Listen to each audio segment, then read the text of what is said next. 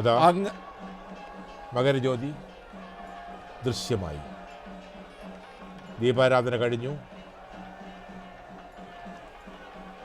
2 വട്ടം വളരെ വ്യക്തമായി മകരജ്യോതി ദൃശ്യമായി കഴിഞ്ഞു.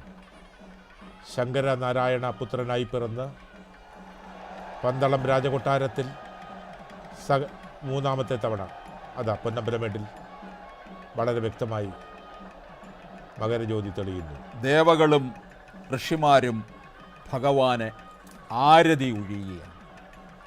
പരം പ്രേമസ്വരൂപം, പരമം പവിത്രം, പരം ജ്യോതിസ്വരൂപം ഭജേ ഭൂതനാഥം. താപസവേഷധാരിയായ കാനനവസൻ സർവാഭരണ വിഭൂഷിതനായി അതാ ഒരിക്കൽ കൂടി ഭക്തലക്ഷങ്ങൾ കാത്തിരുന്ന പുണ്യമുഹൂർത്തം.